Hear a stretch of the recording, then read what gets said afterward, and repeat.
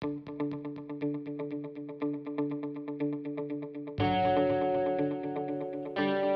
to the American Citizens Abroad podcast. I'm Michelle, and today I chat with Lisa Vanden Bos of FUSAC, located in Paris, France, about FUSAC's history, how it has evolved, and much more.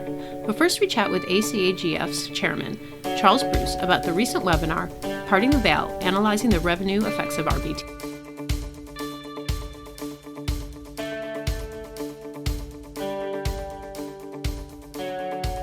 Welcome, Charles. Happy to be here, especially sitting next to my air conditioning on a hot day in Washington. The ACAGF webinar was well attended, and clearly people are interested in hearing about the research ACAGF is doing with District Economics Group, ACADEG. What did attendees learn at the webinar? Well, I think they learned a lot. It really went into a broad range of subjects and went deeply into those subjects. But just summarizing, they learned about the project that's ongoing, that is the ACADEG project on analyzing the revenue, which really underlies the effort to enact RBT. So that ACADEG project was discussed in detail. Also learned about how numbers fit into how RBT might be enacted, how that subject will move along in Washington. What role numbers play and how that's done, a lot was said about that. Could you explain what DEG does and why their work is so important? Okay, I'm going to try to do this, but actually Mike Udell, the founder of a DEG, did a fantastic job of explaining this, so I'm just going to do a little bit of the same thing.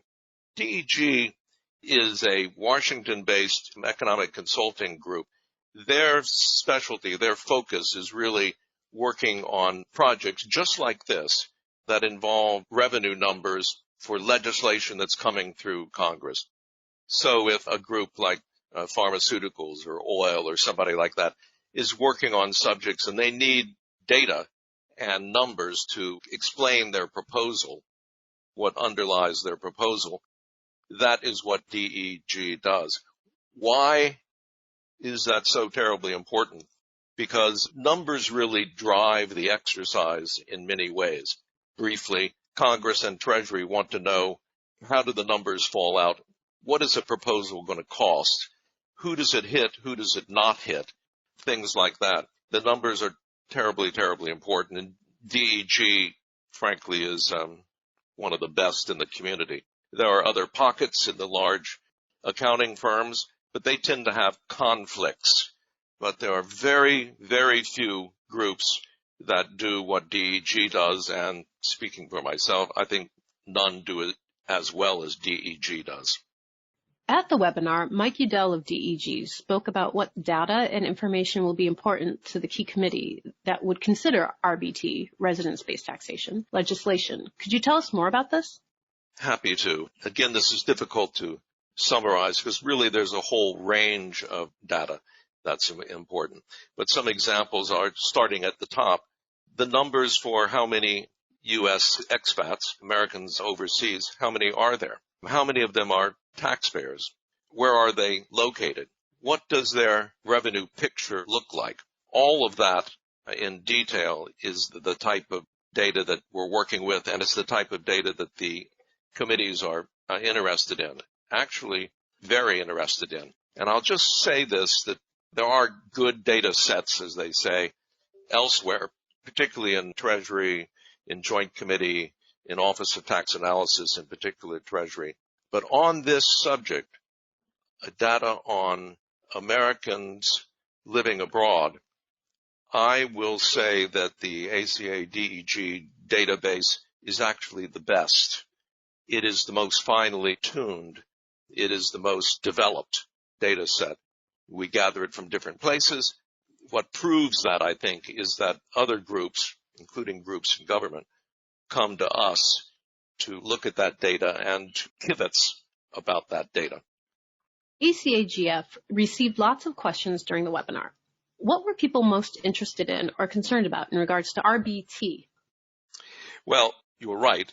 People were interested, and we did receive a lot of questions. I can't look over here and say how many, but 60, 70 is my memory because I've been dealing with some of them. And it's a range of things, but some examples. They were interested in how RBT might hit or affect their situation.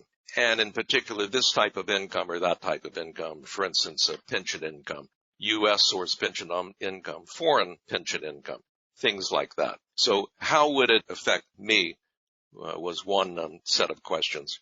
Another set of questions is timing. How is this going to go along? What's going to happen in the future? Other things, just quickly, some of the politics of it, that was hit upon. And then an amazing array of what I'd call technical questions, tough questions. So it was very interesting. The audience was paying attention, and they were well educated on the subject. Why is revenue and, quote, the numbers, unquote, so important to adoption of RBT? Most importantly, the numbers are important because the proposal, RBT, must be revenue neutral. That is not just something that we pull out of the air. There's several reasons for it. Congress and administration probably don't want to lose revenue over this subject. But also the way it's handled in Congress, if it's not revenue neutral, it will probably just not procedurally jump over all the hoops. As Mike Udell explained much better than I am right now, there are issues that would mean that any member of Congress could raise his or her hand and say, no, I object, because that is not revenue neutral. It breaks the so-called reconciliation rule. I would just add sort of an overview that in Washington, on a subject like this, the numbers, the real good, well-developed numbers are what I call coin of the realm. People think, oh, it's very important that somebody make a lot of political contributions on this and that. Well, that may be somebody's view. It's my view on a subject like this to be hardcore, well thought through on your numbers. Those numbers are the coin of the realm. And ACA, DEG, database, that is the coin of the realm. It's what people in government come to us for, what gets us into meetings all over Capitol Hill, as Mary Louise Serrato would tell you. Will the public be able to get a copy of the research? When the research is finished, as we did with our first study back in 2017, the analysis will be put into a report and made public. If you go back to the ACA website, you'll see that earlier report. That type of report will be produced, be available. If the question is, will we be able to see everything in the ACA DEG file, worksheets, and all of that? No, we don't publicize that. Also, I frequently get asked, Charlie, couldn't you just send us the Excel spreadsheet on this? And the answer is there actually isn't a big spreadsheet of any type on it. There is a database made up of databases drawn from government, modified, a version of that database that DEG has been working on for a long time, probably more than a decade, and it's built up over the years. So that entire database is then modified and you run through the different proposals. What we would not be doing is giving access to that database. Though I will say this, to satisfy those people that come to us since the webinar, we've been contacted with exactly that question, and we're considering actually licensing the data, but no decision's been made on that. If you're interested in real access to all the details, keep coming to us. Some people say that RBT should really be determined on fairness and not numbers. What are your thoughts on this? My thoughts are that those people are right so far as that goes. Fairness is absolutely an important part of the whole discussion. And it's why years ago ACA went back and had a symposia on virtues of citizenship-based taxation versus residency-based taxation. And fairness is, of course, a big ingredient in that discussion. And I've never seen anybody who said that they thought that CBT was really basically the fair approach. RBT is the fairer approach. Well, maybe there's somebody out there, but certainly I couldn't find more than one or two people. So fairness is important. Fairness will not carry the day because of the revenue impact, losing money for the Treasury Department. That's a killer. But also even more than that, procedurally, the bill would never make it through under reconciliation and other rules. So we absolutely understand and agree with people that make the fairness point, but it's not the ultimate winner of the day. Thank you, Charles, for giving us a recap of ACAGF's webinar, Parting the Veil, Analyzing the Revenue Effects of RBT. You can find a recording of the webinar posted on the ACA and ACAGF websites, and please don't forget to donate to this important work.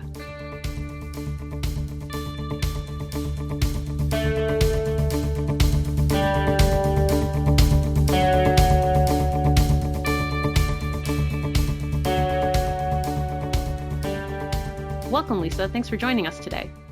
Hi, Michelle. Thanks for having me along. Before we start talking about FUSAC, could you tell us a little about yourself? How did you end up in Paris? I'm originally from New Jersey. It's where I grew up.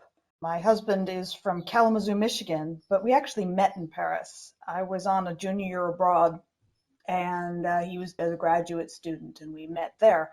Then we ran back into each other once we got back to the States. After that, the rest is history. So there's a little bit of serendipity and surprise in two Americans meeting in Paris, but then actually getting going in a relationship in New York. That was a good 30 years ago, and we've both been in Paris since 88 and 89. For our listeners who are not in Paris, could you tell us about FUSAC? What is it exactly, and what is FUSAC's origin story? FUSAC is a classified ads magazine originally. For many years, we were an every 2-week publication that was distributed between 40 and 60,000 copies. At some points, it had up to 80 pages. Classified ads. Basically, it was the internet before the internet. We moved it online, as you can imagine, about 7 years ago now. And so it continues online with the classified ads. When we were on paper, it was strictly classified ads. Now, though, with the online platform, we have much more opportunity to do different articles about Paris, what's going on, kind of the usual things that you might be interested in about Paris, but also some interesting things about lifestyle, about language. We do lots of things with language. So that's what FUSAC is today.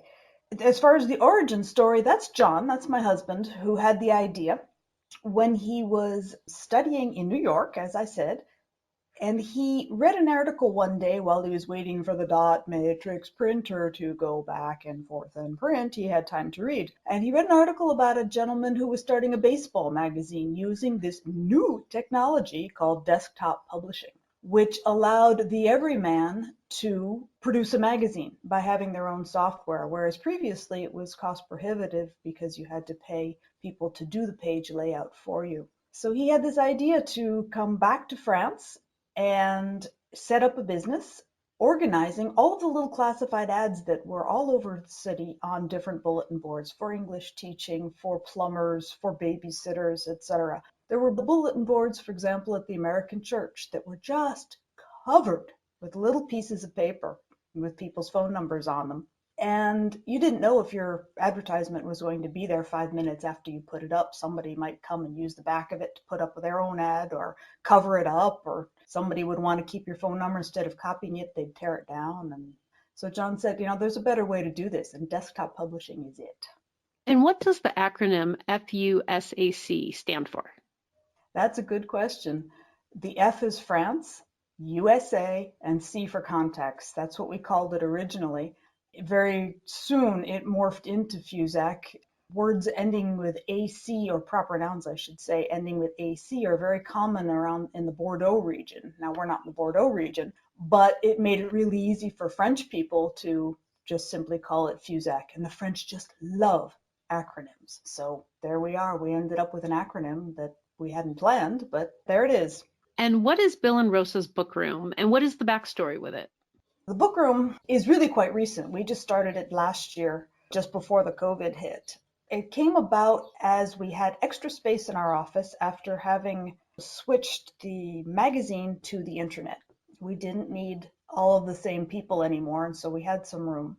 Things were a little bit droopy around the office, with mostly just me and John and one other person left. And so he came up with this idea of used books. Then the idea of a library came around, because the book room is both a library and a bookshop. And the library is based on a set of books that we received as a sort of an inheritance from two very dear French friends. One was an author himself, and his wife loved to read in English. And so when they passed away, we inherited their English books. And so that started out being the center of the library. And John has a desire to create the largest library outside the United States on the American West. When we go back to the States now, we don't go to Michigan or New Jersey anymore. We do to visit sometimes, but our real place in the United States at this point when we go is Montana. And we have become very much enamored with the American West and the Rocky Mountains. Could you explain what the Loof manual is for our listeners? Loof stands for Light and Lively Observations on France Extraordinaire. So Loof is light reading. It's just a small magazine with articles that have a little touch of humor. It's lively. It has articles on language. For example, there's one in the most recent about the word petite. There's articles about acronyms and how the French love acronyms. There's articles about laughter in France. But on a more serious side, there's a little bit of a look at the National Assembly and the Senate and how those work. So there's a little bit of an explanatory side and a fun side, and that is all of the topics that we didn't get to publish when we were doing classified ads. Because back when we were doing classified ads on paper, we were squeezing them in as much as we could, and everybody kept saying, but there's nothing to read. And so once we went online, we had more time to do those articles and, of course, the space. And then we decided we wanted to still publish on paper. And so we decided to do Loof, which allowed us to then, since all the classified ads were online, publish the articles on paper. And it's supported by advertising, as we always have been. Our advertisements are paid by the advertisers, and everything is distributed free of charge to the readers. The Speakeasy puzzle series is an amazing tool for those who are learning French. Could you tell our listeners more about these? The Speakeasy puzzles are something that we published in every FUSAC from, probably issue number 10. We did 523 on paper. And they are matching up puzzles, 26 expressions in English on one side and 26 expressions in French on the other side, and you need to match the French with the English. They mostly have themes, such as animals. Idiomatic expressions are really complicated when you're learning a new language. One of the examples I always give is, don't count your chickens before they're hatched. Well, in French, you don't talk about chickens, you talk about bears. And you don't sell the bear's skin before you've killed the bear. If you don't learn these expressions, you can't really participate fully in the language. You kind of stutter and stammer along, and you miss all the colorful fun parts of it. So we thought we'd propose the Speakeasy games. And after publishing them many years, people said, hey, could you make a book out of these? And so we did. And we actually have 3 volumes of them. Who is the quote unquote typical American expat? Who are the people who use FUSAC's services? There's no typical American expat. They don't exist. They could be 20 years old, they could be 80 years old. They're students, they're corporate people, they're business owners, they're retirees, they're people who own apartments that want to rent them when they're not here. The people that use our services most, though, are those who are arriving, who are settling in, who don't yet speak French. They could be Americans, but they're also any other English speaker. English is often the second language that people have before they have French. And so when they arrive, they may be Japanese or Norwegian, but they will fall back to English until they master French. And that's why FUSAC is helpful to them, because we have advertisements for employment, babysitters, pet sitters, service providers such as plumbers who speak English, and the whole gamut. That helps people feel more comfortable when they arrive. And during Thanksgiving, which now seems like ages ago, FUSAC had a Thanksgiving dinner giveaway. Does FUSAC hold other seasonal events throughout the year for the expat community? You know, we really haven't. That's something we are thinking of developing more, though, when I think we'll probably do Thanksgiving again next year. It was a very simple Thanksgiving meal, though, that because we were under COVID lockdown at the time, we made a turkey Waldorf salad in our kitchen and put it on some lettuce leaves and put it in little takeout boxes, and people came and picked them up. But it was good fun, and we got to know a few more people, and people were very appreciative because you couldn't go out and have a Thanksgiving dinner. How did you and FUSAC manage during COVID, in particular the Bill and Rosa book room? That's one of the beauties of France, is that bookstores in France are pretty much sacred, except for the very first lockdown where everything was closed. Bookstores were able to remain open the whole time. So that was really nice for us. It was a really good project for us during that time because when we weren't actually at the book room, we were able to be cataloging books and planning things and trying to figure out where we were going to eke out more space and things of that nature. So it was a really good COVID project for us. Business globally, though, dropped off, as you can imagine, a lot. We realized how dependent we are. We thought we were serving the local community, but we realized how dependent we are on mobility and people coming and going. And since they weren't coming, people weren't advertising their apartments or their plumbing services or their language courses. So it was a pretty tough period, and we're just starting to come out of that now. FUSAC has become the go-to for any English speaker moving to Paris. In this rapidly changing world, do you have an explanation as to how FUSAC's success has remained a mainstay over the years? Well, essentially, hard work, great service, it's helpful. Those are things that just don't go away with changing technologies and things. Those are still things that are important. We have insights, we have humor. Over the years, we've published the Speakeasy books. We've published 90 Ways You Know You're Becoming French. So there's a fun side to it as well. So all of those things continue to bring people towards us. Has FUSAC's role in the expat community changed during the time of COVID? Has the community leaned on your resources more or less? Or have you noticed a change on how the community uses your resources? Well, our resources were used less just because there were fewer people around and people weren't being mobile. It's hard to answer how the community changed. We were all sort of separated, so a lot of it went online like everything else. There wasn't a lot of getting together, and there still really isn't. It's just barely starting to happen over here. Viewsack started out as a magazine containing classifieds and advertisements, then added Bill and Rosa's book room and library, then evolved into a website with more resources, and now also publishes books. Do you have any vision for what's next for FUSAC? Podcasts, phone apps, something else? Well, those things aren't all quite in the right order, but that doesn't matter much.